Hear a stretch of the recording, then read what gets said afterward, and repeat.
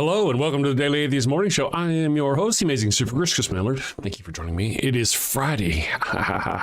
The weekend is upon us. I hope you've had a good week. I hope you've done lots of sinning and blaspheming, because that's what we do, I guess. And I hope you're ready for the good weekend. A good weekend. I'm planning on a good weekend. I've got a little bit of a break. I'm torn, my friends. Let me tell you, I'm torn. We're doing Julius Caesar at the New Mexico Shakespeare Festival. We rehearsed it. I think it feels like a shorter time than we normally rehearse it. And then our tech week felt rushed and just all kinds of stuff. And then so we run 3 shows, Friday, Saturday, and Sunday. And then we're off for 2 weeks. We did a Zoom meeting last night where we just kind of read the script together. Next week, we're going to meet somewhere and we're going to find a place to rehearse. And we're going to try to run through it once. But I just, and then we'll go back to performing live. And I'm like, man, I just feel like I would prefer more rehearsals. It just feels like it. So I personally am going to rehearse and be ready. I hope you guys are ready for the weekend. I am ready. We're going to do some fun things here in just a minute. Let's do the thing. Good morning, everyone. Let's go. Ooh, I like this one.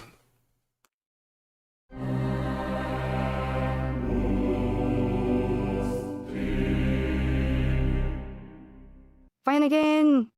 Yes, sir. Very disturbing, I know. Fetch me Father Finnegan.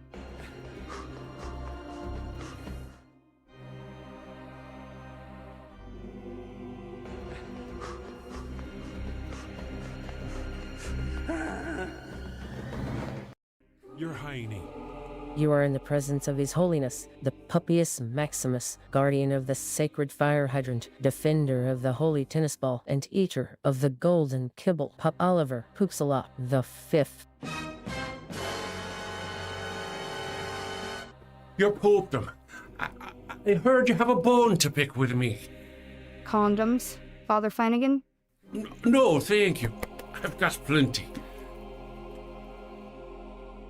That's what I mean. Why are you selling condoms? Oh, you mean our Pharaoh Sombrero line of condoms. Understood. You know how we feel about those around here. Well, they're not to be used by the Catholics, of course. Not for Catholics? No, they're part of our Sinner Gonna Sin lack of faith outreach program. A sinner gonna what? It's like getting the tithe, but from the heretics and the heathens and the atheists. Oh, well, when you put it like that. But, Your Highness, this will reflect very poorly on the church. True. You know what this means, Flanagan? Warning label. A warning label on the box. Not for Catholics in big letters. Too subtle. Instant purgatory if used by Catholics. I like it. Divine branding. Excellent, Your Popedom. Will there be anything else? That will be all. You may leave.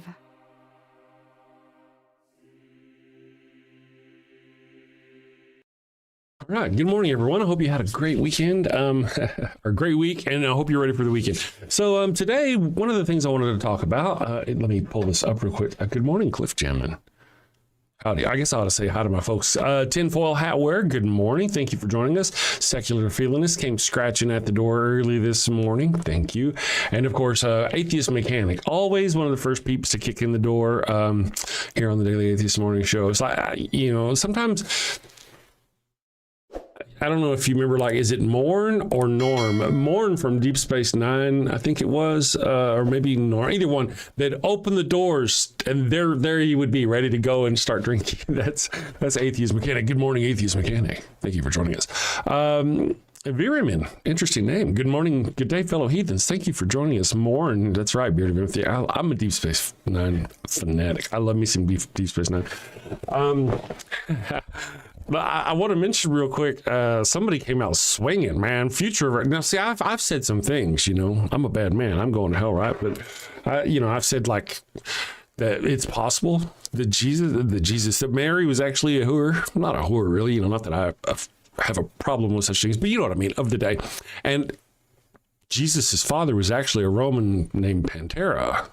There's a story about that. I thought I was bad. Welcome to Future of Earth's. Future of Earth says Jesus was miscarried and Mary never got over it. Mary never accepted the fact that her fetus died. Man, that's harsh. That's harsh right there, man. That's damn it. Tinfoil Hat Wearer says, "Hey, dude, lovely to see you, man. Lovely to see you, man. You know, you've been away a while. Good to see you again. Yeah." Good morning, Atheist Mechanic. There you are again. Nice to see you. Yeah. So I don't know. You know, now the whole Jesus was gay as hell. Maybe. You know, I mean. That's a tough one. All right. First of all, I got to say, news breaks. Archaeologists today have discovered Jesus's actual whatever. And in that actual whatever, it's got proof that Jesus was actually a homosexual individual who had relationships with many men. I don't give a shit. I don't have a problem with homosexuals. Right? I mean, so why would I care? It doesn't, more power to you, man. Do you need like a rainbow or some shit? I'll get you some rainbow Jesus stuff. Other people, however, and you know who we're talking about, other people who are secretly that way, but also disgusted by that way, would not like the notion that Jesus was gay. So, yeah, there's that. But, you know, we've got more instances of Jesus doing intimate things with men than with women. There's that one where it talks about how Jesus kissed another man. I'll have to go look it up. It's been a while since I've heard it. Now I'm just talking, so don't listen to me. I'm just bad memory. I could be remember. So I might be Zeus kissing another man for all I do remember is Kevin Sorbo, his Hercules kissed another man, but he was against it. But you know, he's all coming out against anti-homo. He's homophobe and all this other stuff on his thing. And then somebody went and found images of him kissing another man on his Hercules show. So interesting stuff. But you know, I wouldn't care if Jesus were or not. So anyone who worships a man is gay.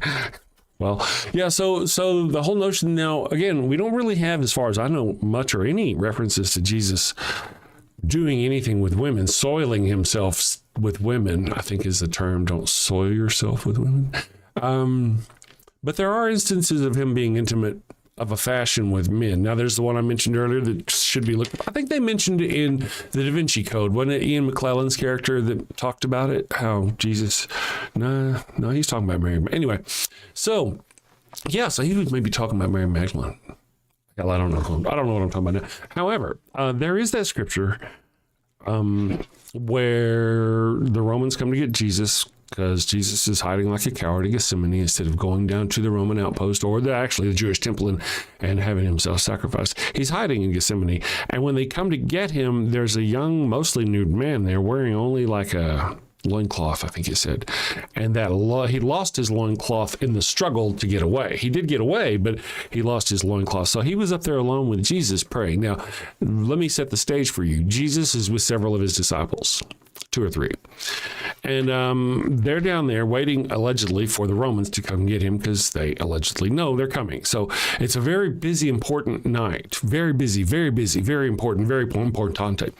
So Jesus goes up to pray. Now, while Jesus is up praying, these disciples who he, I believe, told to stay awake, fell asleep. Because this is very important. It's very super important. I mean, this is very... So Jesus comes down. He's like, dudes, why are y'all asleep, man? You're not supposed to be asleep. You're supposed to be awake. He gets on to them. And then, then he goes back up to pray again. And they come back down. He comes back down later. And guess what? They're asleep again. And he gets on to them again, if I remember correctly. I think it happens twice. And then whenever so it's all this... Let me see here. I'm a little lazy this morning. I'm kind of, disciples. Oh, there we go. Fall asleep. Are you listening to me or what, Google? I know Google's listening to me. I didn't even say, all I said was, how many times did the disciples? And it said, the disciples fell asleep at least 2 times recorded in the Bible. The most famous instance is in the Garden of Gethsemane, where Peter, James, and John fell asleep 3 separate times while Jesus was praying before his crucifixion. Jesus asked them to watch and pray with him. Instead, they fell asleep from exhaustion and sorrow. Jesus returned and woke them 3 distinct times, prompting his famous quote, "The spirit indeed is willing, but the flesh is weak."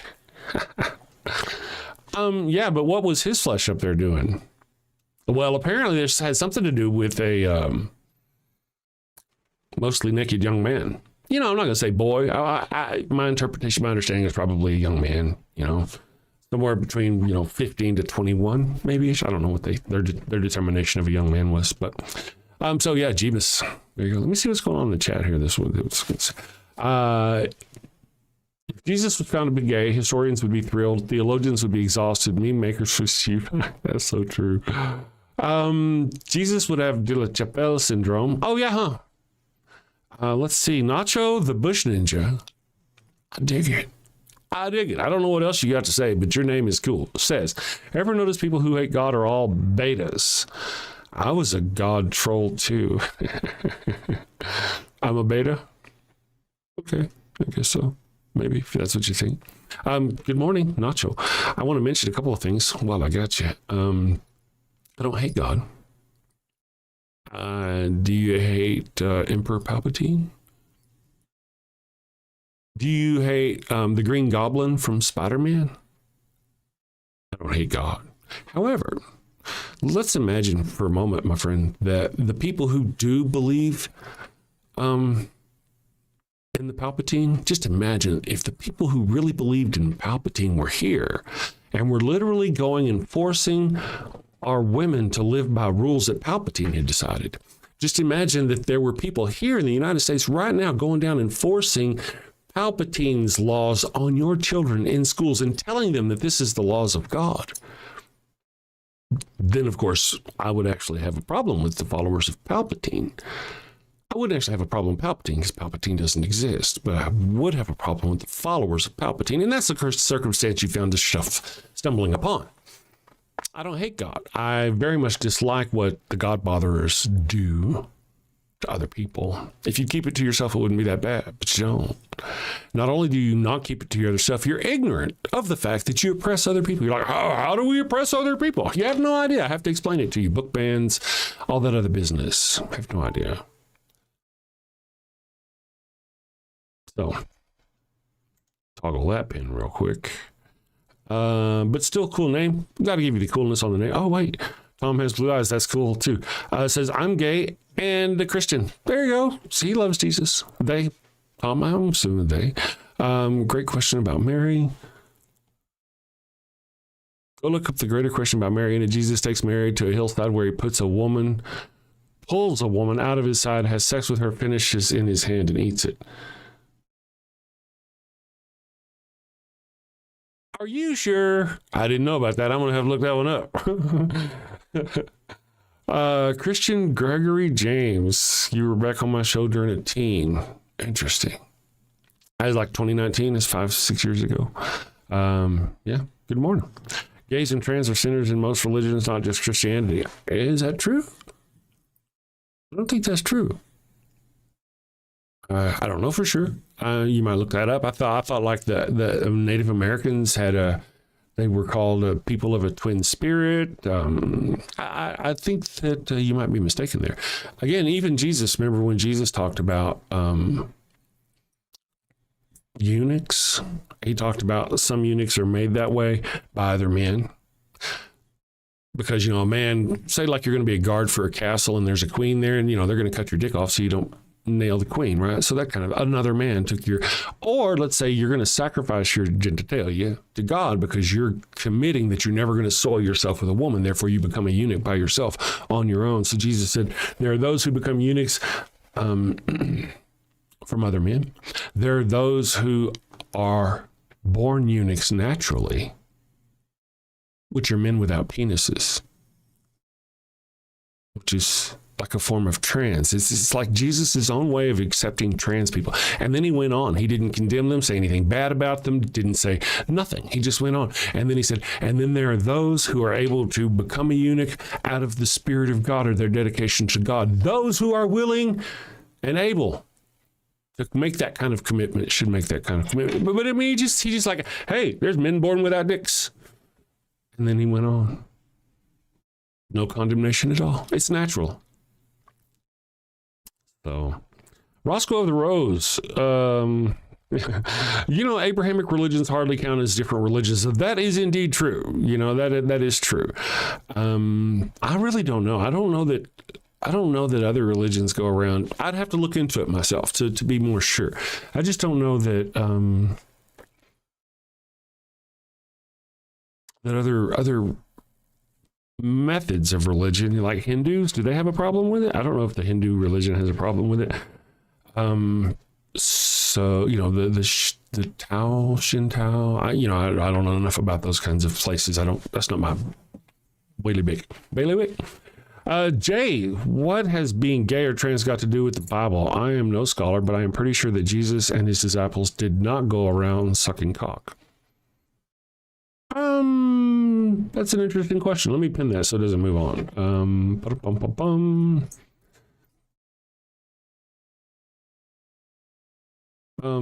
Madman, you really shouldn't you shouldn't do that. You need to stop doing that or I'm going to bounce you. Just stop. You don't have to personally insult people with harsh language. You can. You can. But only a few times. Ancient Roman cult of Cybele, where men cut off their genitalia in worship of the Greater Mother. I want to mention, by the way, if you want to think about it, the ancient Greeks were known for being homosexuals. The Spartans were known for being homosexuals. My understanding, unless I'm mistaken, is that the baddest motherfuckers on the land, when they were raised up and then they were married to a woman, they actually had to cut her hair and make her look like a man so he would be attracted to her. So I don't really think, I could be mistaken, but I don't think I am. But I know very much so that Sparta and most of the rest of Greece, at least in ancient times, had a thing for, well, pederasty technically, but also homosexuality. So, saying. Let me see here.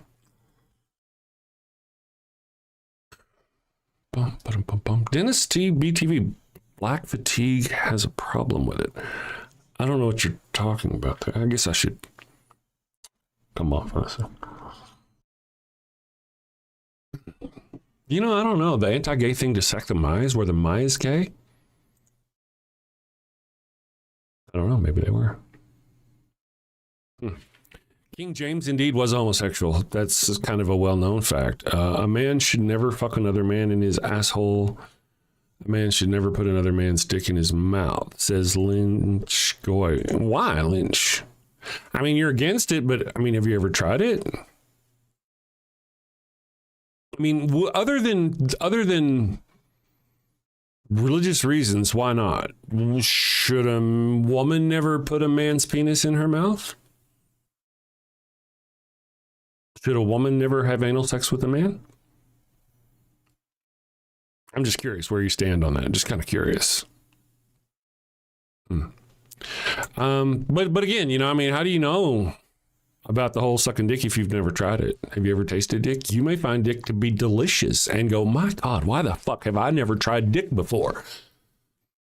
Have you tried it? You should give it a shot, man. I tell you. Just saying. Jay, what does being gay or trans have to do with the Bible?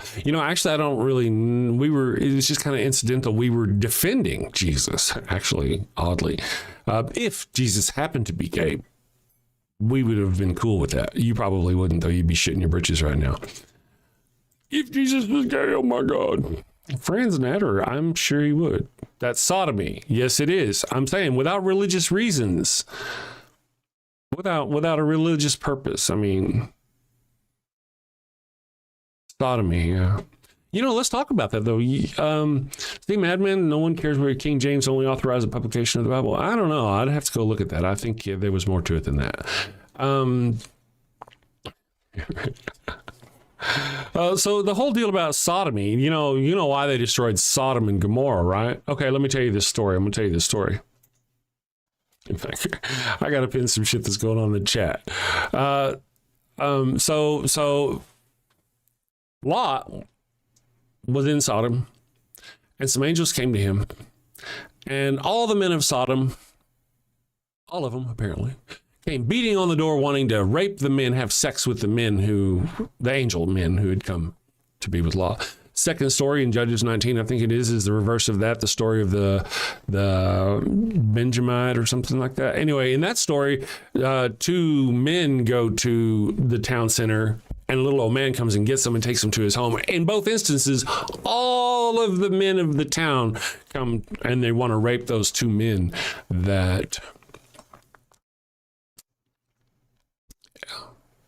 or angels, depending on which story you're listening to. Now, and thus Sodom and Gomorrah was destroyed. Sodom, now we get the word sodomy because of blah, right?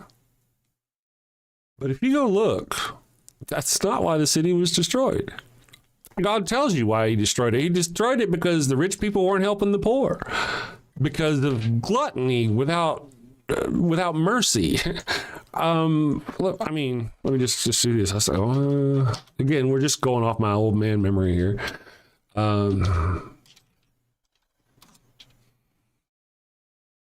Let's see here. Let me bring this over here where I can read upon it. Inhospitality and abuse of strangers. In Genesis, the men of the city violently demanded that Lot hand over his male guests so they could assault them. That's not really what. Neglect of the vulnerable. In the book of Ezekiel, the prophet explicitly states that the guilt of Sodom include pride, gluttony, and an abundance of food while they did not help the poor and needy. And yet they named it sodomy for some reason. General corruption and violence. The cities were characterized by a widespread outcry of suffering caused by exploitation, injustice, and a total disregard for basic human dignity. It's like capitalism run rampant in Sodom and Gomorrah, and that's why God destroyed them. But they blame it on gay people. Isn't that weird? That's weird. The sexual immorality. The New Testament book of Jude, very popular book of Jude, refers to the cities giving themselves over to sexual immorality and strange flesh. That's funny as fuck. You know, you might go back through and you look at the laws that they give out in the ancient Hebrews and stuff like that. Several times they give out various different laws. And why do they give out laws? They give laws for like things you're doing that need to stop, right? So there's like one to not have sex with a goat. Or if you have a sex with a goat, you cannot eat that goat then. You have to give it to somebody else. These are laws they made. Why did they make that law? Why, oddly, are there no laws about jumping out of airplanes? Because no one was jumping out of airplanes back then, right? But apparently people were fucking goats. There's a law about having sex with your mother-in-law. I mean, let's talk. I mean...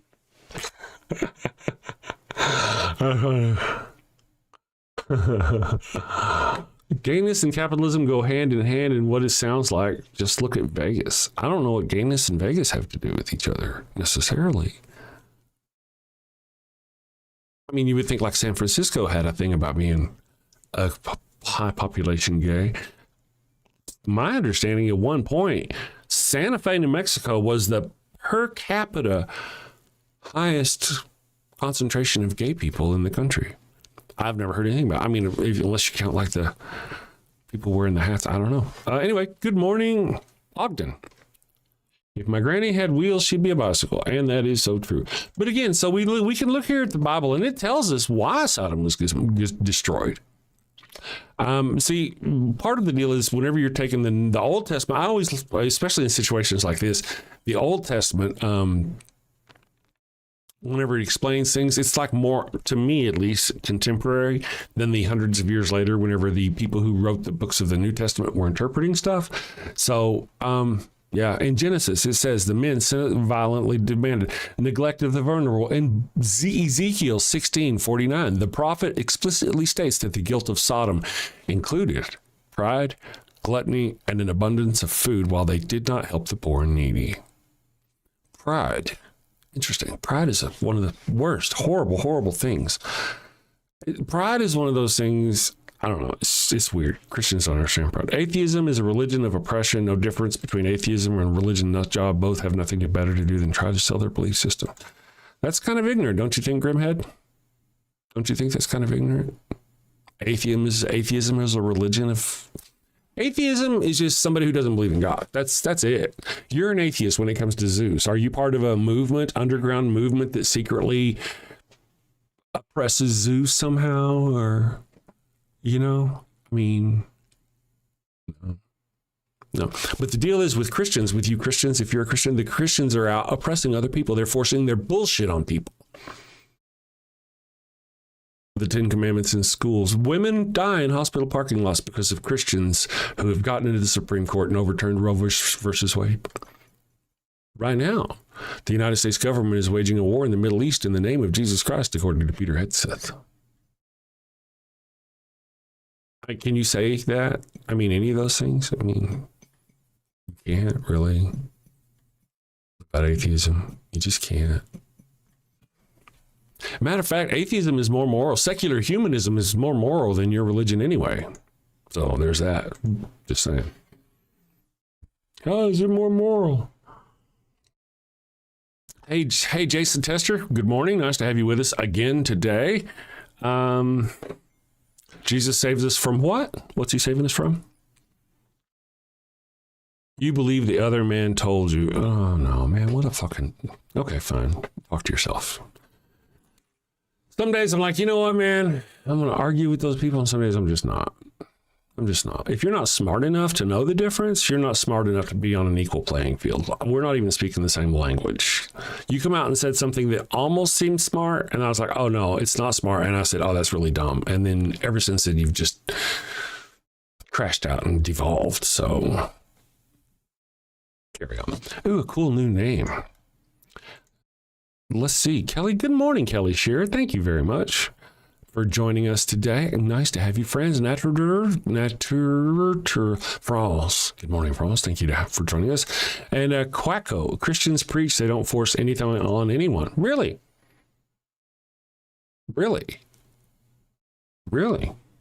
That's interesting.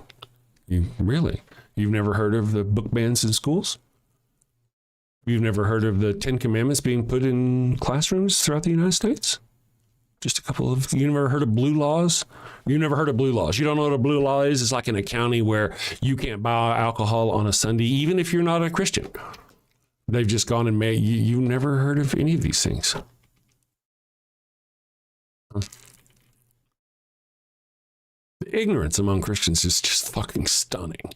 I have no idea. Yeah, have you never heard of the Spanish Inquisition? I mean, just that alone, the Catholic Reformation, the Protestant Reformation. Just good morning, person. Nice to have you with us. Ah, the insults. Yes, the insults. Say something smart. Try Muslims. Is that all you got? All right, tell me where in the United States, Grimhead, where in the United States are the Muslims forcing their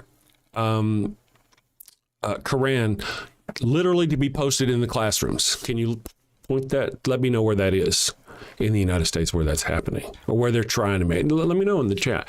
Let me know which member of the Supreme Court or members of the Supreme Court are Muslim. Can you do that for me? The ones who overturned the Roe versus Wade, can you let me know which ones of them are Muslim? None of them are Muslim, by the way. Matter of fact, the one Amy Coney Barrett, she's a fucking handmaid. She's literally a fucking handmaid from one of these religious, far-right religious Christian nutbag groups. A handmaid. Don't trust me, my friend. No. I am a liar on the internet. Go look that shit up for yourself. You can do it. Use your tiny, tiny little fingers and go, is this bitch a handmaid? Just do it for yourself. Don't trust me.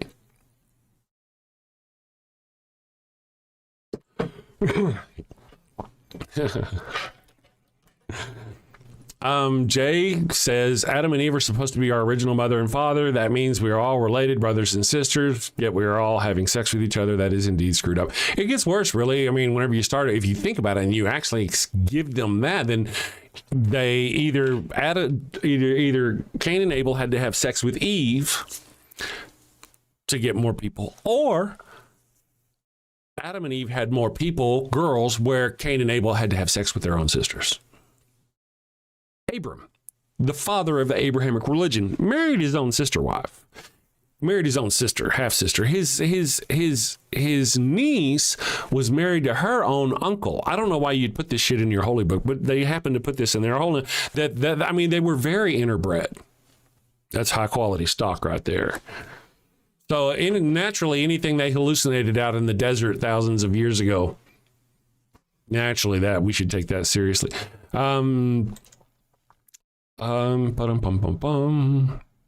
Let's see here. Nazis and Muslims are two different things. Who think they're the same?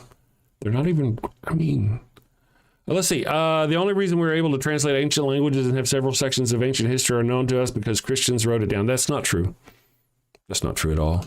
That's absolutely incorrect. That's not true. Where do you get this shit from? Did you just make this up? Good morning, Garb Scrum. Did you just make this literally up right now? Can you prove any evidence for this at all? Now, you could almost actually say that about Islam. You really could. There was a period of Islam where they preserved knowledge. I know, I'm not the guy to defend Islam, but they were. I mean, they preserved knowledge. They encouraged knowledge. You really don't find that in Christianity very much. Christianity held knowledge back. In fact, now you'll say, well, we had, colleges and universities built by, yeah, they sure did. Then they controlled the narrative that came out of those universities and colleges, didn't they? And then, of course, there are scientists all throughout history. Oh, this scientist here was a Christian. This scientist here was a Christian. Yeah, but can you also tell me how many of those scientists were actually not Christian, but lived in this area in a time where had they admitted they were not Christian, they would have been killed? That's not a zero number. That's kind of a large number. There's a long time throughout Europe where Christianity ruled and murder was a bet. It was everywhere.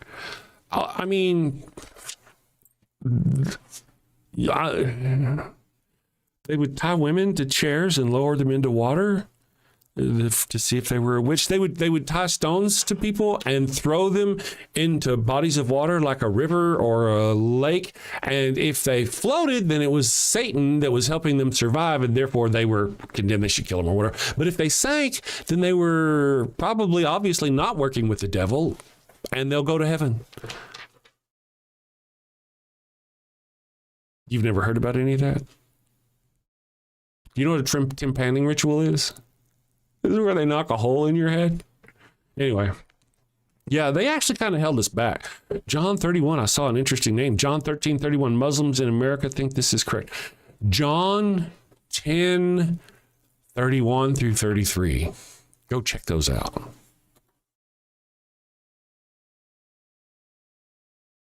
Oh, no. Oh, you were turned into a newt. I hate it when that happens, secular feelings. I'm glad you're back to your caddy-like situation. Let me see. I'm trying to catch up with the chat. It is moving fast. You're still wrong about the ancient languages. It's like Christianity going through Europe. I mean, anyway. Okay, fine. Whatever you want to think. The lack of education. Where are you from, individual? Please tell me where you're from and your age. I'd be very interested in knowing your age. I dropped my croissant. Good morning. I dropped my croissant. I'm just curious. Just garble scrum. Just curious. Your age, and where you're from, where your education was from, or lack thereof. Not only has he zero clue about history, he wants to milk the culture war, propaganda bullshit, and blah, blah, blah, left-wing or right-wing propaganda, blah, blah, blah, blah, blah. Yeah, sure, whatever you want to think. Part of the deal is that your side is just fucking horrific. It is. It's horrific. It's been horrific for a long time. You've been murdering people, killing people, oppressing people, witch trials, witch burnings. I mean, you can go on throughout history. We could talk about here in the United States. Have you ever heard of burning a cross in someone's yard? Never heard of that. I once got a job one time. I got a job one time because the hiring person thought I was a Jehovah's Witness because the person who recommended me was a Jehovah's Witness. So they assumed I was a Jehovah's Witness, and that was why they hired me, because I was a Jehovah's Witness. I was not a Jehovah's Witness. I've never been a Jehovah's Witness. I didn't even know that person was a Jehovah's Witness. That was interesting. Yeah, propaganda. It's all propaganda. Blue Ocean, I would like to say something here. Blue Ocean says, I'm an atheist in a Muslim neighborhood. Go live with them before claiming something about them. Yes. Yep. I have, oftentimes, I don't really normally talk about Islam very often on here. I'm against Islam, like I'm against Christianity. I'm not necessarily against individual Christians. Most are good people who have been misled into this hateful religion. I would say the same thing about Islam. A lot of wonderful people, very loving, very kind, who go into their book and they find the best they can find in their religion. There are those who, have you ever noticed the more fundamental they are, the more fundamental, and you know what fundamental means, right? The more harshly and closely they follow the text to its letter. The more fundamental a person is who follow these religious texts to the letter, the more violent, hateful, right?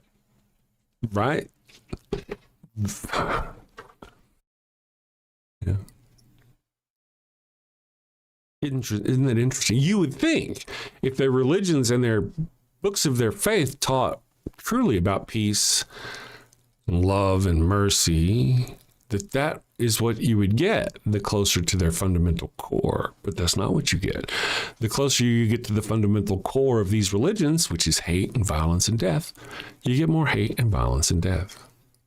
Weird that. So individual Muslims, they're probably I don't think I've ever met a Muslim that I didn't like. They were bad people. I have to say I've never met a Muslim and engaged with them about their religion in person. It's never happened. That's only happened, So I don't know if random everyday old Bob walking down the street and he's a Muslim, and if I was to go off on my normal rant about Muhammad, is he literally going to try to kill me in the street right there? I don't know. My raising and my programming would tell me yes. My common sense says probably not. He probably just tried to get the F away from me as fast as possible, thinking I'm some kind of crazy nutbag. Right? But there are a few. There are just like here, man.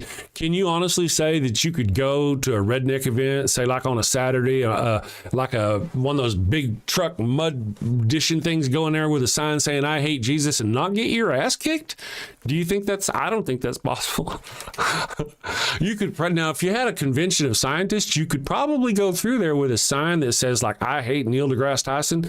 And nobody would probably give you, they might give you a little shit about it, but I mean, it's just like Neil deGrasse Tyson would probably help you make the sign. I'm just saying. Kelly Shearer is one of those that I'd like to point out for just a moment, if I can. Oftentimes what I talk about on here is the religion. This religion is built on fear and faith. Faith is what they use to convince you that the stupid things that they're trying to sell you are not crazy. Have faith. And when that doesn't work, then they threaten you with hell and damnation and fear. That's when the fear part comes in. And there is no courage without fear. Is that true? So if I'm on a building, I'm walking along, or I'm just on the ground, I'm just walking. No problem, right? Am I brave? Now, imagine I'm walking across a 6-inch wide post between two buildings. But I'm not afraid. There's no fear there ever. I'm not afraid at all. It's not a big deal. I can just come up. Then there's no courage involved. That person has no courage as far as that's concerned, because there's no courage involved. There's no fear involved. You only have courage and bravery if you're afraid of something. And religion, especially Christianity, and Islam too, but Christianity is our point today, really, really likes to push the fear. And especially if you've been indoctrinated young and programmed early, it's hard to get past the fear. So when people like Kelly are able to reason their way out of their religion and then push past the fear. That's the hard part, you know. I really have to give them props, and that's not always an up and down. That's not a one-way street. It's not. Sometimes it can be like a bobbing in the water, you know. Today I'm good, and but tomorrow there's the fear back, and that's just a programming from youth, how they programmed us with the fear to be afraid. But to be brave enough to say, I'm not buying it anymore, even though you have that fear, that is courage. And that is Kelly. I appreciate you, Kelly. El Alonzo asks, do you have balls? I'm not sure you're talking to me. If you're talking to me, you can sign up to my OnlyFans and find out for yourself. Man, you guys are kind of going off on about yourself here in the chat, aren't you? Religion relies on fear and ignorance. Yeah, it provides an easy, digestible answer to an impossible question. Yeah, yep. Fear and faith. And they program you to believe that the faith is good. Oh, faith is holy. Faith is wonderful. The more faith you have, the better you are as a person. The better Christian you are as a person. But literally what they're saying is faith is, it's a sum value. It's a number. It's like a number. Let's give it a number. Your amount of faith is how much bullshit you're willing to buy. How much ridiculousness you're willing to buy without evidence, without proof. How much you're willing to just suck down just because somebody told you. That's what faith is. And the higher that faith number, the more gullible you are, the more ignorant you are, the more willing you are to intentionally be misled. You're intentionally, knowingly letting yourself be misled if you rely on faith. So faith is not a good thing. The higher that number, the more likely you are to fall for anything, because you'll believe anything. But once you get past that, if you're smart enough, if you have the reason to go, man, this shit don't make sense. It don't make sense. None of it makes sense. Jesus died for me to save me from himself? Wait a second, that's weird. But if he died for me, why did he rise again? Because that's not, what the fuck is that? And if he's a sacrifice, you don't get sacrifices back. And that's just, and it goes on. The whole story is just fucking stupid. But you've been programmed to think it's beautiful. Jesus sacrificed himself for me. God sacrificed his only son for me. Listen, man, I tell you what, if you went down to your local,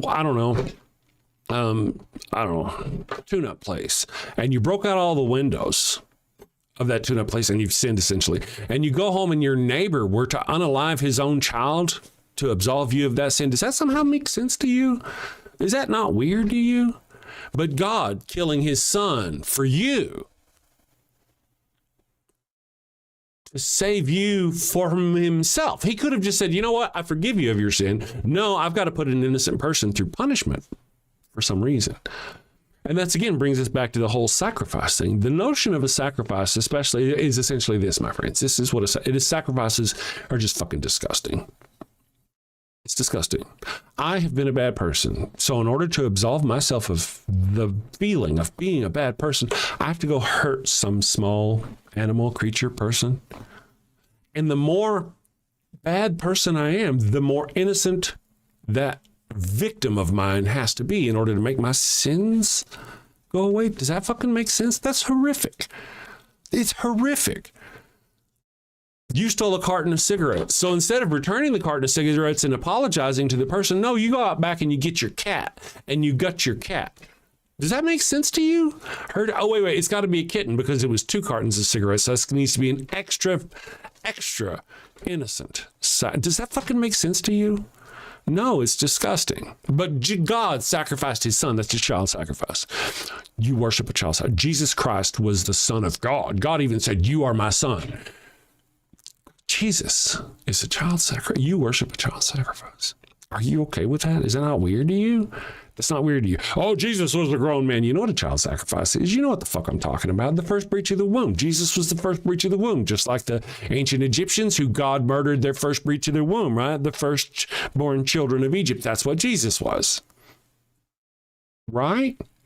And that's what you worship. You worship a fucking child sacrifice. Oh, Jesus is God, so it wasn't. He was a grown man, so it was. Well, if Jesus is God, then what the fuck does difference? What kind of sacrifice is it? It's not a sacrifice. God being alive is here. God being dead is here. God being alive is here. It's nothing to God. It's like walking in one room to another, unless we're not talking about the same God, the almighty creator of the entire 2 trillion plus universe. I mean, it's just crazy, right? That God creature is afraid of death. It's been here since before the universe existed. It's going to be here after the universe is gone. And somehow death in this flesh life is a problem. Really. And then the fact that the God creature, Jesus or whomever, however you want to put it, knew he was going to rise back up into heaven. Really? So he knew before it was started that he was going to go sacrifice himself. And then he's going to be back up in heaven at the very same spot he began from. That's not a sacrifice.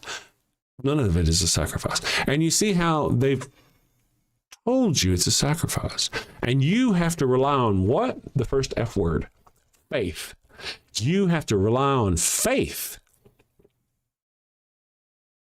to believe this idiotic bullshit. Really? That he sacrificed? He had to sacrifice. Jesus actually said, for those of you who care, he said, forgiving someone's sin is so easy. It's so easy. It's easier than healing this man's body. And then he healed that man's body. The man got up and walked away. Jesus forgave the sins of that man, forgave the sins of the man on the cross next to him. Yet somehow God creature needs blood for forgiving sins. Jesus didn't need blood for forgiving sins. Why does God creature need blood for forgiving sins? Is there another bigger, meaner God creature above your God creature that says, no, you have to demand blood. You have to demand the sacrifice of your own. So that's just fucking stupid. All of these things you believe on faith. Because it's ridiculous. It's just fucking stupid. It's stupid. Ridiculous. Ridiculous is a word that means literally worthy of ridicule. And that's what your religion is, start to finish. If people had shamed you instead of praised you whenever you used your faith, you wouldn't be so ignorant now. Almost hit a button and started a commercial. Let's take a break. I haven't taken a break. Let's do this thing. Do you have a loved one who's on their deathbed, but they've yet to give themselves up to the Lord? Are you sure you don't want to come to Jesus? No. This is your final chance. No. Worried they're headed to the fiery pits of hell. Your very last chance.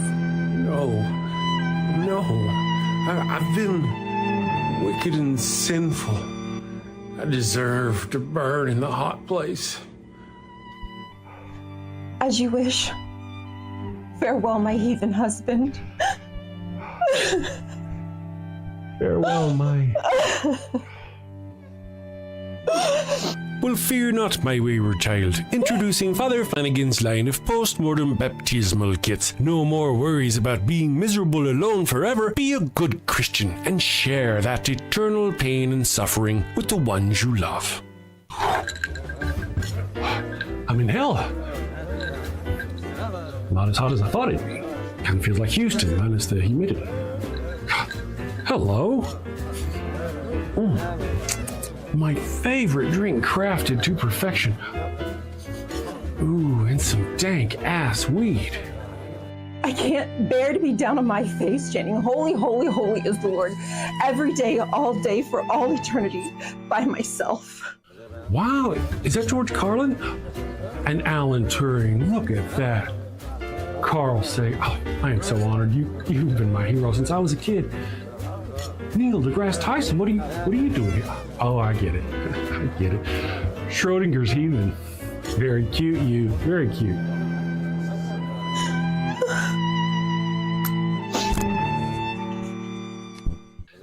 That's fantastic. Oh, what is that? What is? It's holy water. Oh, it burns. No, this isn't where I want to be. Pabst Blue Ribbon and a Marlboro? No! Father Flanagan's post-mortem baptismal kit. Dead kid tested, Mother Teresa approved. Is that the Pope and John Paul? Jim Jones and Jimmy Swaggart, huh? I can see that coming. Neil deGrasse, what are you doing?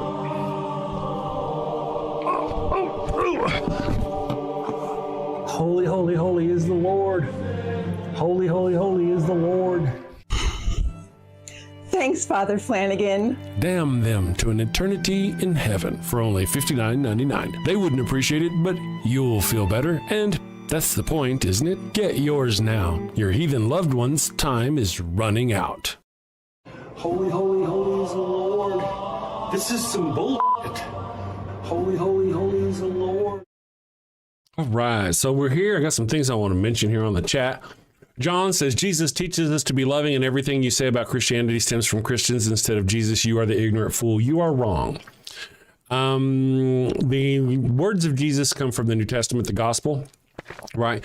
In Matthew, Jesus talks about coming back and murdering people by the billions with his angels, murdering people by the billions with his angels. There's the part in Mark where Jesus tells you his family comes to get him because they think he's like in a cult, as if you were in like the David Koresh kind of cult, or if you were at Jim Jones and your brother and sister came, Jesus's words would be used against you. You are not my family. These people who worship with me are my family. That was what Jesus told his own brothers and sisters. How many families has that destroyed? That alone. Jesus said to pluck out your eye if it offends you, not to ask me for forgiveness, not to go to Jesus and say, Jesus, my eye has offended me. He told you to pluck it out, did he not? Jesus also made thought crime. We didn't have thought crime before Jesus. Now, if you think a bad thing, you're officially condemned to hell, right? With Jesus brings hell, right? Thought crime with Jesus. Jesus also told people he was an end times preacher. He was an apocalyptic preacher. He was telling his followers, come right now. The end is here. Don't bring clothes. You don't have time to go tell you come right now. He was an apocalyptic preacher. He told people to leave everything right now. He told them, there was the example of the man. He's like, hey, I got to go bury my father. No, the dead will bury themselves. You come with me now or you don't come with me. The man who says, you know what, I like your message and I want to come with you. And Jesus says, but the man says, but I got to go say bye to my family. Jesus says, no, your family's already behind you. You got to go with me. Go with me now or you go to hell, kind of thing. You know, there were a lot of things. I actually have a section called The Sins of Jesus, where I talk about the things like the time where Jesus says he uses slavery and beating your slaves as a metaphor to how to your relationship with God. You might take that out of context. Go look that up. Right? Jesus is the one who says, if your slave knew he did wrong, beat him with many blows. But if your slave did not know he was doing wrong, beat him with fewer blows, but still fucking beat him. That's Jesus right there, by the way. Go look it up. Don't trust me. One of us is an ignorant fool. Remember, Jesus talking about coming back and murdering billions of people. Meek and mild. Jason Tester, what you going to do when you really on that bed? I know, Jason. Remember we were talking about the fear? There you are trying to drive me to your hate faith with fear. What's going to happen, Chris, when you're really on that deathbed and you're really staring an angry fucking God creature in the face that's going to eternally damn you for all the things you've done? What are you going to do then? Right? That's what you're trying to do. You small person, are trying to drive me with fear. I ain't afraid of your ignorant bullshit. When I'm on my deathbed like that, I'm going to be talking to like Joe Pesci. Dear Joe Pesci, stay away from my wife. You know, this whole notion that I'm going to be afraid, I should be afraid of your God creature. That's just more you driving the whip of fear. Your religion is based on fear. I'm not ignorant enough to buy it on the faith. Right? So you got to threaten me with the fear. If I could think of one more good F, it would be like the 3 F's of religion that you have to fight: the faith, the fear, and the what? The fuckery. I don't think fuckery is right. Sorry, Daisy, I spat on the mic. Daisies are. Oh, I think Daisy actually Interesting. Daisy's actually here. John says, "You blind? I don't hate people." Isn't it funny that Christians individually talk? Oh yeah, we're good people. We do what Jesus says, not what the Christians say. They all seem to say that because they know what all the Christians do are sick and disgusting. But you notice, where is this person? Was this person rising up against the Christians who took over our government last year and who went immediately and banned all the trans people from the military? Because of their religion? Are you stepping up against that? No. But no, you don't force your shit on people. You don't oppress people. Are you stepping up for those people? I kind of doubt it.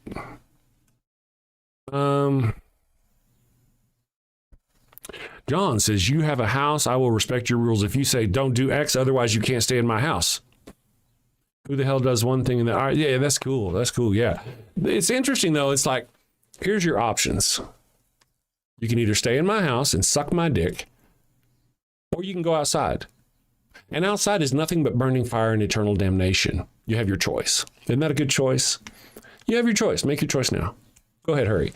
And you don't even get the proof. Nobody's going to prove to you. Nobody's got to prove shit to you. Jesus says, "Why these people come looking at me for miracles and signs? No more signs are we going to give to the generation." Then he goes on and continues working miracles, right? The only time he said that actually was when the Pharisees and the people who were educated actually came to watch him work miracles and watch him do his power. He's like, I ain't going to do it for you guys. I'll do it for the ignorant folk outside of town who can fall for the handshake magic with me and my disciples. But that's fun. Isn't this fun? Let's see. Repeat the analogy. Suck a dick or be gay. You have a problem with being gay? No, I don't think you see the point. You're missing the point.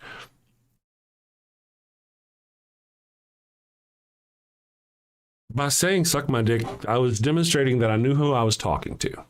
I used an example that I knew you would feel as an offensive situation that you would not be around on purpose. I took my viewer into context because not everybody would think sucking a dick is a bad thing, right? So I specifically chose that example for you because I knew that would disgust you. And I knew that would be a situation where you go, damn, do I suck this dick or do I go out into a burning pit of fire? Because that's a really good option. I have a really good choice. That is a wonderful, wonderful choice. Eternal damnation, whether it be fire and gnashing of teeth or eternal separation from God creature, whatever. Or it's not a choice, is it? Not even a good one. And the whole deal is the guy telling you to suck his dick can't even prove to you that what's going to happen afterwards, after you die, will really happen. He's just getting a blowjob. You're just getting a funny taste in your mouth. Are you feeling the world is leaving you behind? Do you look at all the pseudoscience, rumors, and wild speculation on the internet and wonder, why can't I do that? Well, friend, you can. We can help you. We are ConspiraWin. ConspiraWin has a long history of helping anyone with a hidden truth. We will get your message out. The conspiracy theories you see today all started out with one person's vision. The moon landing hoax was launched by a NASA engineer whose manager didn't okay his vacation request. ConspiraWin was there to help out. Christianity started out because one little girl named Mary got pregnant out of wedlock, and ConspiraWin saved the day. Now, the virgin birth is accepted Catholic doctrine. You may be thinking, but my idea of the center of the earth being made of ice is far-fetched. No one's going to believe that. In a world where people believe windmills cause cancer, we say no dream is too big. ConspiraWin will take your fledgling idea and feed it to our YouTube, Twitter, and TikTok operatives. And these savvy social media professionals will raise doubts with the prevailing scientific consensus. They will say, no one has ever seen the planet's core except Jesus. And science is wrong all the time. That's why science has theories and not Jesus. Within 30 days, we guarantee you CNN will run a story on how your conspiracy theory isn't true. We will also give you 100% assurance Fox News will say your crazy idea about the Earth's core being an icy ball is true. Follow your heart. Listen to the voices no one else can hear. Team up with ConspiraWin.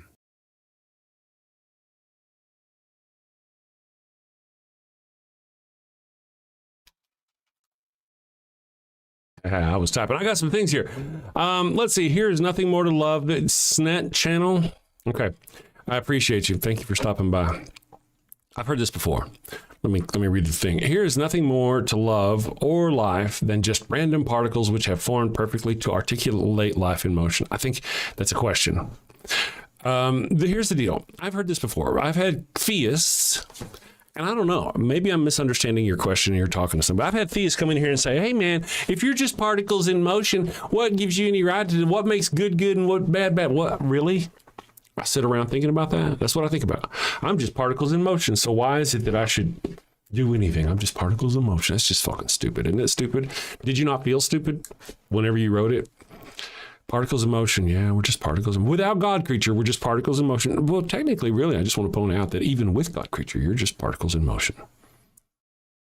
Same thing. Do you sit around thinking about that? Is that something like you put on shirts? I am particles in motion with a God creature. No, I don't sit around going, oh, I'm just particles in motion, so I don't give a shit about my wife. I'm just particles in motion. Why should I pay my rent? I'm just particles in motion. Why should I do? That's just stupid. Isn't that stupid to even think that? Nobody thinks that. Nobody sits around thinking, I'm just particles in motion. That's actually Christian apologetics right there. That's just apologetic rhetoric that you're spitting right there. Do you know that? This particles in motion. Now you may not. You may be sarcastic with somebody and just talking about that. But I've had those calls. Yeah, that's just ignorant.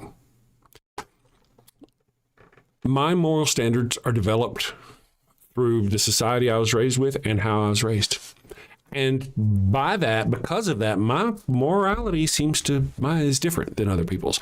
And that's how it is everywhere. Morality is subjective. Everybody's morality is different, right? We all have, otherwise it's just all different. It's like, if you can't understand how it's all different, I can't explain it to you. I don't think I get somebody with crayons to explain it to you.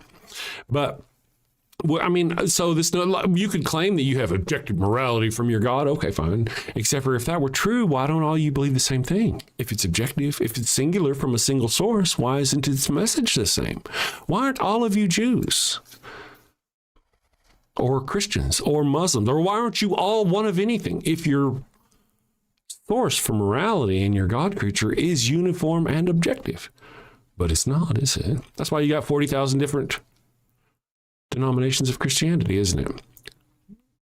I have objective morality. Where do you get particles in motion? Well, it's just funny how all the other people, now think about this one just for a moment. All the other people in the world who are not Christians have somehow managed to get through, because if you're not Christian, you may as well be just particles in motion, right? Atheist is a particle in motion. So, I mean, how do we all get by without just constantly murdering and oppressing and killing and raping people like Christians do? How is it we manage to not do that? There's just the sheer numbers statistically. Does feeling something make it true?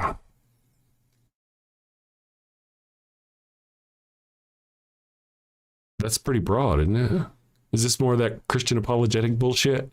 Come on, throw it at me. So if I feel love, therefore that means God, right? Love is a chemical reaction in your brain. If I feel the wind on my face, that means the wind is there. No, it doesn't. It absolutely does not. It does not. It means your brain has interpreted something into thinking there's wind there. A feeling is just an emotion in your head. A chemical reaction. No God required. None. They actually evolved. Our feelings help us through society, 100,000, even other animals. You can see animals work in a similar uniformity with their own feelings. You can tell a dog is happy or sad or mad or angry or whatever. You can tell the emotional state of other animals. There is a uniformity to it because certain things work and certain things don't work. You'll notice there's a different morality between predatory animals and prey animals out in the wild. Yeah, they each do have their own set of morality, but they're different, right? It's not universal. Objective God morality. It's not. It's just not. Carl. Let's see here. Feelings are what? Feelings are just emotions. Everything is a chemical reaction. Religious or not. I'm just kind of catching up on our chat here. Steve O says, you're a prey animal. Indeed, I am a prey animal. Are you not? Do you know how to tell a prey animal? No, I'm a predator. Not a prey animal. I'm a predator. I'm a predator animal. I do the preying. That's why I misunderstood. I do the preying. And you know how you can tell the difference between a prey animal and a predator animal?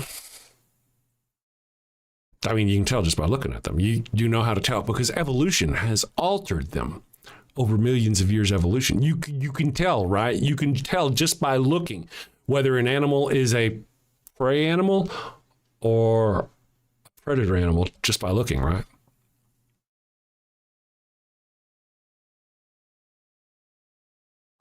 Predators have eyes in the front of their head. Prey have eyes on their side of their head so they can see and watch for the predators. Predators focus on, I mean, just that's a singular example.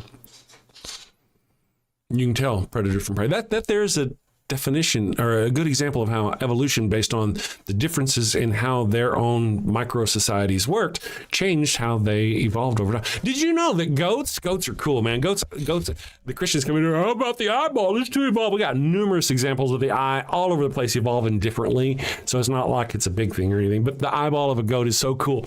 They're like this, right? Goat's like a slotted eye.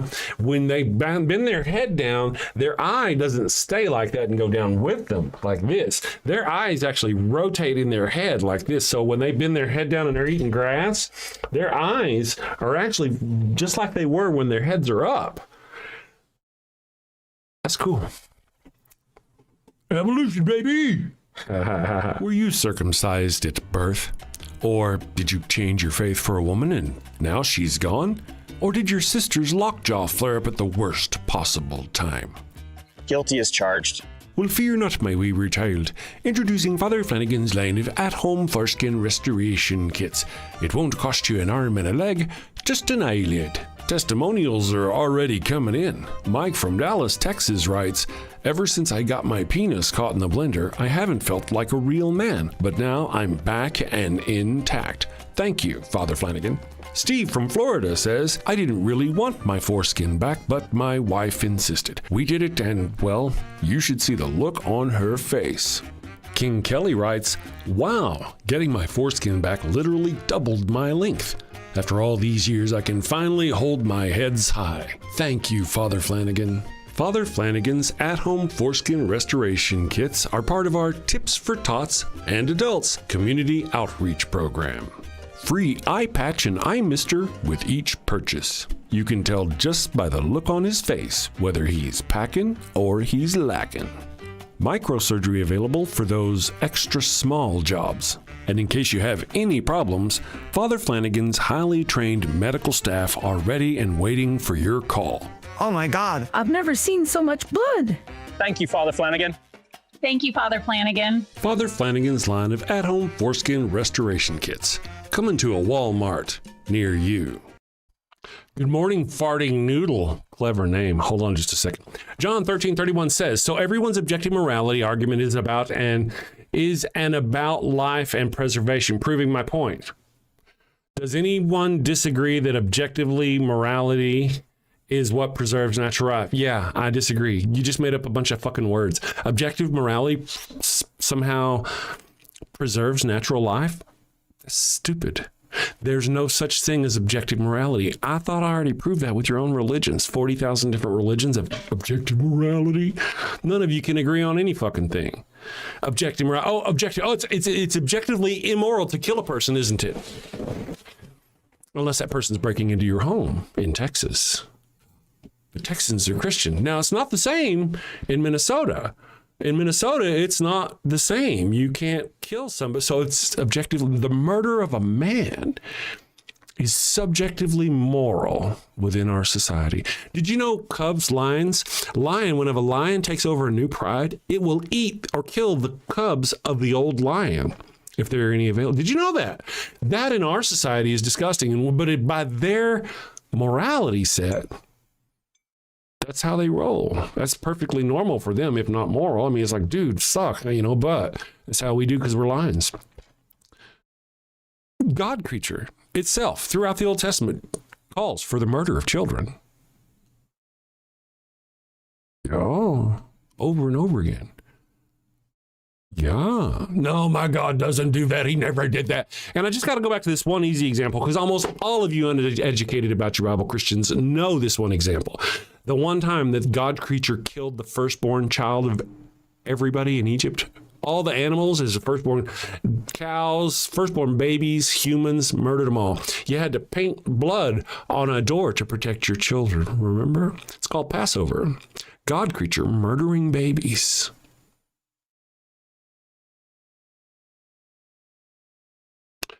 So your objective morality point is wrong. And everything you say, I mean,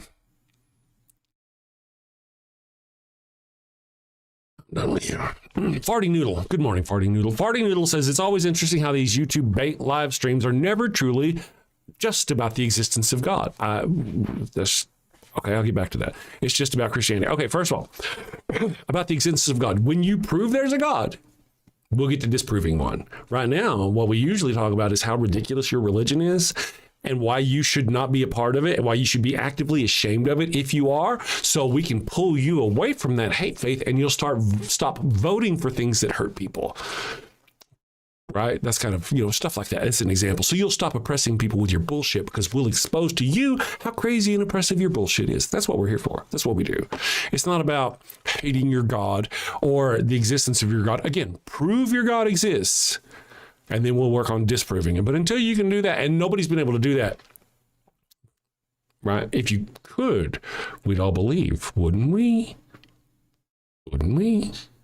You would think. Now, somebody else in the chat asked, what would it take for you to believe? I got it over here. So now, before I forget, Farting Noodles, the reason why you'll mostly catch us talking about Christianity is because most of us, I guess, here on YouTube are probably in your feed are English speakers here in the United States, and Christianity is up in our grill here.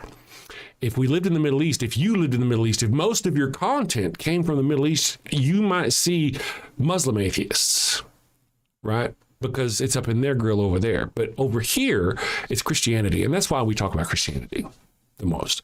Yeah. So I hope that helps. Good morning. Makes sad bag happy. I dig that. I mean, yeah, kind of rolls off the tongue. People and their imaginary friends. I know their imaginary God creature full of hate. Jesus loves you. Dude, if Jesus loved me, he wouldn't have built a pit of fire to punish me and gnashing of teeth. Jesus in Matthew says he's going to come back and murder me and all of my family with his angels. How much does Jesus love me? Let me go find that for you because I know you're not going to believe me. Let me hold on just 1 second. It's in oh, look, it's right here. Already handy for me. I love this. I should just have this. It's Matthew chapter 13.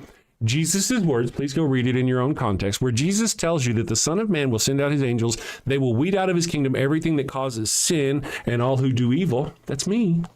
And then Jesus and his angels will throw them into the blazing furnace where they will be weeping and gnashing of teeth. It doesn't say anything about sorrow or regret or hating to have to do this because he loves the people that he's throwing into this furnace. None of that. Does it say that, does it? If Jesus loved me, he wouldn't be talking about in Matthew 13, Jesus' own words, that when he returns, he is going to throw me and anybody else like me into a pit of eternal flames for gnashing of teeth, right? Is that something that somebody loves? Is that even somehow remotely attached to love in your mind somehow? Eternal torture? Interesting. So if you want to, it's Matthew 13, 41 and 42. And then Matthew 13, 47 through 50. And you can go look for those yourself. And I'm not taking them out of context. Essentially, Jesus said, man, if you were in Sodom and Gomorrah and you were there when it got its ass handed to you, you would be grateful that you're not going to be here when I tear these motherfuckers up. You go read it for yourself. Go read it. Meek and mild. Now, of course, you think I'm being a jerk and you think I'm lying to you. You're probably really, he's never going to do that, but you already know he is. You know it. It's called revelation, when the Lamb returns, right? When the final seal is broken and the Lamb returns and the moon turns to blood, and then Jesus and his angels come down and do what? Let's go back to Matthew 13, 41 and 42. That's when the Son of Man will send out. His Son of Man is Jesus, by the way. This is coming from Jesus' own mouth. So he's saying, I will.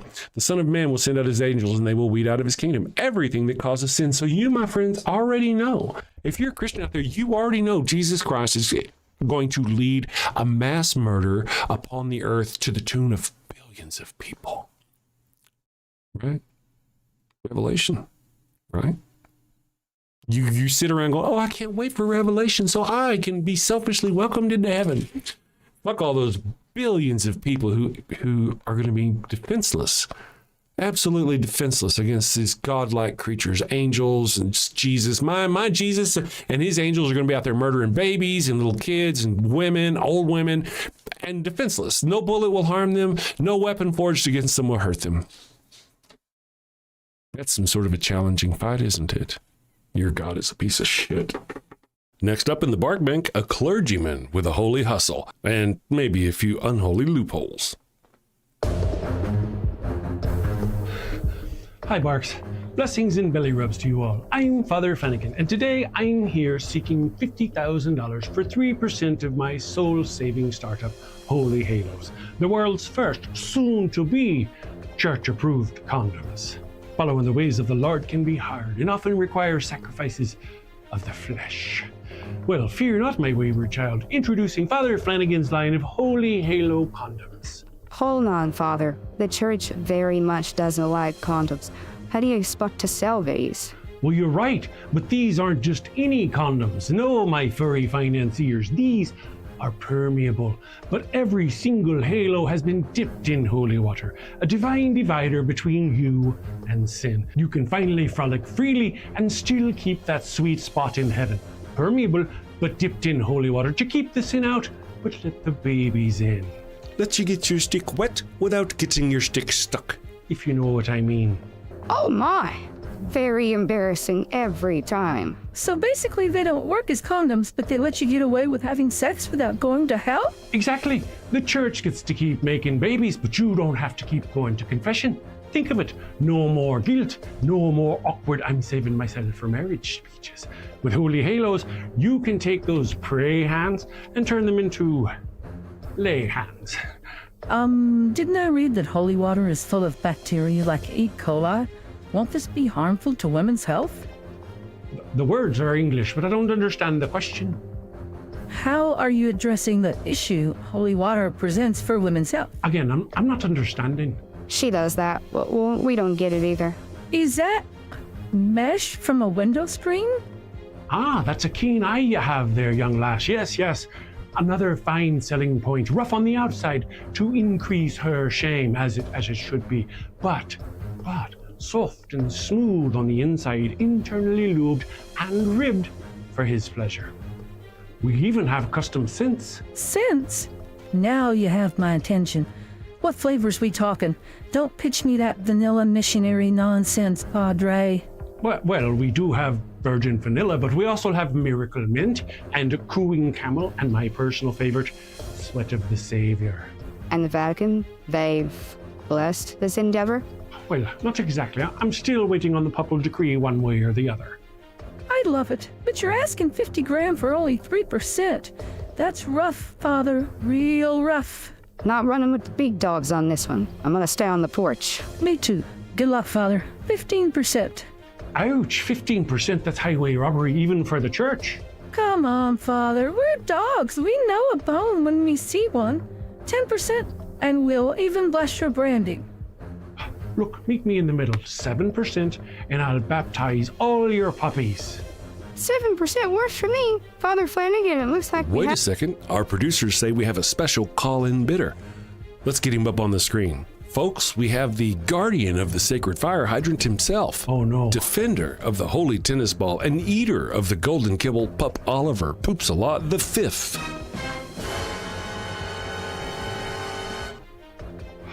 Flanagan! Yes, your portrait. 50,000 at 20%. 20%? And you get to keep calling yourself a father. Sold to the pup in the very fine hat. I knew you'd see it my way. You're very wise, your hiney. Would there be anything else? You may leave. Father Flanagan's line of holy halos, ultra thin, spiritually thick. Available in 3 sizes: conservative, medium, and liberal. All right, we're back. Live Free or Die Hard says, ha ha, so the eternal universe theory, which is widely considered to not be true by the mainstream science. I trust nothing you say about mainstream science. You have no right to speak for anything mainstream science has to say. Nothing. You open the argument with where if everything has to begin, if everything begins, it has to have a beginning and some kind of creator. And now you're going to special plead that, all right, here's my response to that. Okay, so what created your God? It exists. It began. It had to have began, right? It has to live in a time frame of its own. Yesterday, it didn't want to create a universe. Today, it decided it wanted to create a universe. Tomorrow, it's going to destroy the universe. It has a time frame of its own, right? Why can your God not have a beginning or a creator, and yet the universe can have a beginning or a creator? There are a couple things. One is it's ridiculous. If you can show how now here's the whole deal. Like our universe burst into, we got tons and tons of science to go on about what's happened after that, right? But you can't really say that about your God creature, about anything, about your claims about it or what it's done. Let me go here. How did morality evolve, Grimhead? Easily, I explained that earlier, through society over time. You notice in various cultures throughout history, their morality was different. Ancient Aztecs used to sacrifice people on mountains and cut off their heads. That to them was moral. Ancient Japanese people, they'd fight in battles and they had very different moral sets. And if you lost, you'd kill yourself. They're very different moral sets all over the world because we've evolved differently. And you can tell by the laws from each region sort of how the morality sets have evolved over time, clearly and easily. Now, if your moral set came from, if your God creature moral set was universal, how come you don't all follow it? How come you can't all agree on it? You just can't. None of you can. None of you. There's no such thing as objective morality. Whatever begins to exist has a cause. Therefore, your God, wait a second, begins to exist. Now you're throwing out there specifically that begins to exist. Well, your God creature had to have begun to exist. It did. You're going to go, nope, it's always eternal, it's always there. And I'm going, nope. No, just because you say so doesn't distract from the fact that, as you said, everything that begins must exist. Well, your God creature must have begun at some point, if not in our time frame, at least in its own, right? Now, however, I'll tell you an interesting little fact. In most of our universe, cause comes before effect. Like I go like this and this hand falls over, right? And most times that's what happens. They have been working on scientifically in the quantum mechanics field. There's this thing, Kelly Lofton was here, he was talking about it before, where effect actually comes before cause. And what that means is that the universe, this is on a quantum level, literally could have sparked into existence on its own, scientifically on its own. There was nothing there, and then because of this thing, boom, everything started coming, and that's what we call the Big Bang. That's one thing, one way to see it. Thank you for the super chat. I did see come through. Somebody threw coin at me. Let's see if I can read that. Henram, keep pounding, brother. Love your content for $2. Thank you, Henram. I very much appreciate you. Okay, so there's that thought. Or there's also the more recent thought, and I really like this one, that we're actually inside of a black hole. Inside another universe. So there's another universe that's, to us seems massive, but to them, our black hole might just be a black hole, just some small little black hole randomly off, right? And there are things like the quantum foam theory, how like if you have absolutely nothing, just stuff will quantum pop, start coming in, foam into existence. There's sort of really basic explanations. But then there's also spaghettification. Whenever something falls into a black hole, it gets reduced absolutely down to its absolute bare. It doesn't go into something whole. It goes into it, and it's exactly what you'd expect from the foam. See? And our universe is expanding at the same rate that there's a scientific formula. Go look it up on YouTube. At the same rate that a black hole would be. So very fascinating. We might actually be a black hole within another universe. Now, I'm going to stretch your brain for just a minute. Our universe has been here for what to us has been 16 billion years-ish, right? 13 to 16, whatever. It's been there for a long time. Now, in that other universe, you know how time works differently the closer you get to matter. And so time near a black hole is different than time further away from the black hole, etc. So technically what I'm trying to say is it may have been 16 billion years here, but this black hole that is our universe may have just formed in this other galaxy, other universe.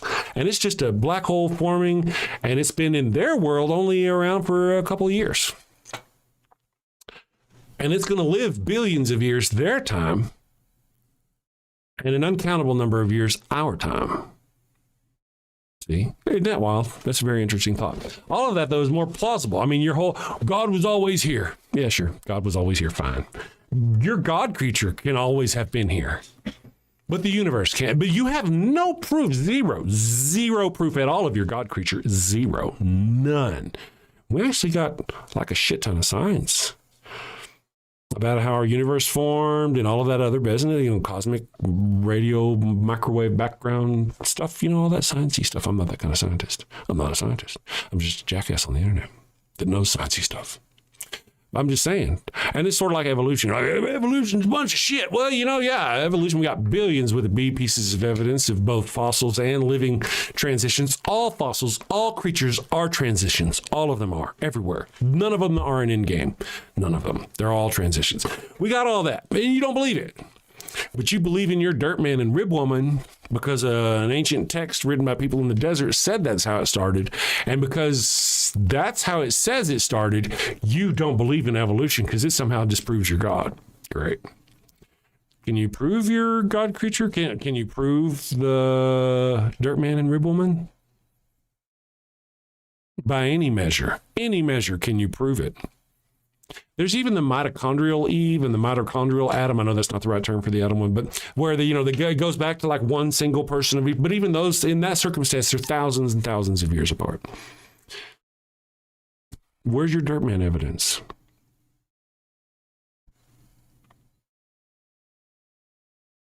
I waited for I paused for a reply. Nobody has dirt man evidence for some reason. I don't know why. He's doing this. I'm going to do this thing, guys. I want to run this. Ooh, which one should I do? Oh, yeah. Let's do this one. I'm going to run this one right quick, and then I'm going to be back, and then we'll wrap it up early today. Boink. I said boink. Do you have an atheist friend or family member who's a good person and you don't want to see them end up in hell? But now they're on their deathbed. Time is running out. They've been there for you, and now you want to be there for them. But how can you save them from your all-loving, forgiving God and its eternal lake of fire? Well, fear not, my wayward child. Introducing Father Flanagan's line of atheist deathbed conversion Bibles. No more worries of loved ones meeting their resolution without absolution. Now you too can force your faith on the weak and helpless in their final moments. Father Flanagan's line of atheist deathbed conversion Bibles are designed specifically for the weak and infirmed. Extra large type for failing eyes, seeing their last. Deluxe editions come complete with a post-mortem Mother Teresa would have approved baptismal kit. Also available in heathen and heretic versions. Father Flanagan's line of atheist deathbed conversion Bibles. Coming to a Walmart near you. All right, guys, we're back. And you know what? One of my friends there, you awesome folk, has asked for, because I said I was going to run away screaming, leaving early, asked for the Pharaoh's curse. I will give you the Pharaoh's curse. Not like that, For those of you Christians out there who've never heard of this, Abraham, the father of the Abrahamic religion, went into Egypt, and his wife, who was well elderly, was so beautiful that he thought the Pharaoh of Egypt was going to kill him so he could have her. So he told her to pretend she was his sister. And so she did. And then they went into Egypt, and she was so beautiful that the Pharaoh's men told the Pharaoh about her, and he must have had her. He had to have her. So he went and got her, and he got her. And then Abram gave his wife to another man, the founder of the Abrahamic religion, the holiest of holy, founded. So he gave his wife to another man. And then the Pharaoh gave her back and said, this is Genesis 12, gave her back and said, why have you done this and given her to me and said she was your sister when she was your wife? She has given to me and my family a disease. So the Pharaoh gave Sarah back to Abram. Remember, Sarah was having a hard time getting pregnant, and that's a symptom of a sexually transmitted disease, by the way, some of them. Anyway, so Pharaoh gave her back, and then Abram went along later in chapter 15 and started talking to the Lord and calling for the end of his penis to be cut off. Sounds like, again, the ramifications or repercussions of long-term effects of a STD. Imagine if we were discovered that the entirety of the Abrahamic religion was founded by a man who just had neurosyphilis. Wow. Anyway, so the Pharaoh's Curse. I'm going to play for you the Pharaoh's Curse.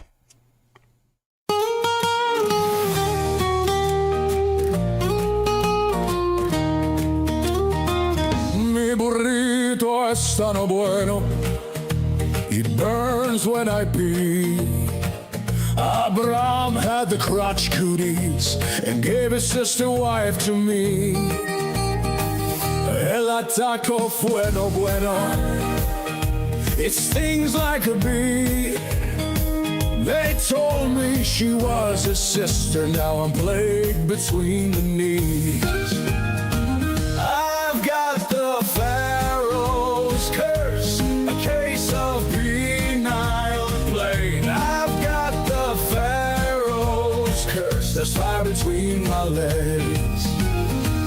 Mi burrito está no bueno, a full bladder I fear. Abraham's lies and Sarai's touch have left me itching front to rear. Mi burrito está no bueno, it burns when I pee. Abraham had the crotch cooties and gave his sister wife to me. I've got the Pharaoh's Curse, a case of penile plague. I've got the Pharaoh's Curse, there's fire between my legs.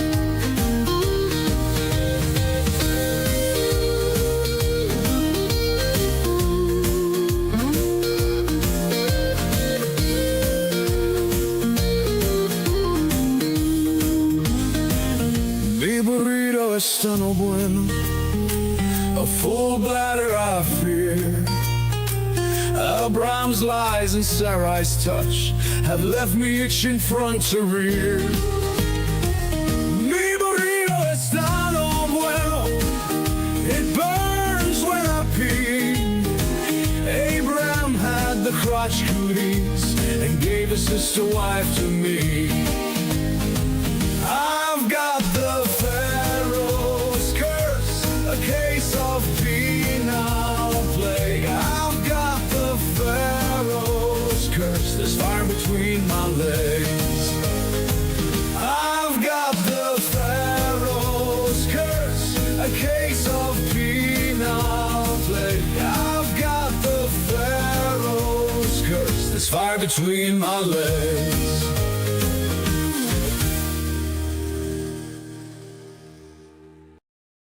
All right, I just want to do something real quick. We have an individual, AJ Cotreno says, very wisely, very astutely, very smartly says, sorry you can't bother to update a dictionary. Theory is a guess.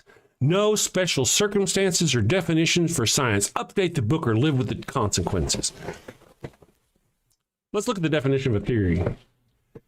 A theory is a well-supported explanation of some aspect of the natural or social world. It goes far beyond a simple guess or hunch and organizes established facts to help understand, predict, or investigate further phenomena. You can actually use a theory, a well-known theory, to predict how things will work. It's one of those things. In science, it says, the highest level of understanding, it ties together substantiated data, proven hypotheses, and observations into a comprehensive, testable, and predictive system, e.g. the theory of relativity, the theory of evolution. You're the one that needs to update your fucking data banks. In everyday life, it means a speculative idea or opinion or hunch about something. But in science, it does, in fact, have a strict meaning. And you choosing to ignore it is just ignorance on your part. Then going on and spreading that ignorance like you're the smart one? For fuck's sake, people. Hope you guys have a great weekend. Send safely, my friends. Take care. Got a house that smells like old cheese and shame. Father Flanagan's flesh candles change the game. Goat-scented thrills for your soul's delight. Light it up, baby, make your room right. When you've sinned and need to atone, light a candle and avoid the stone.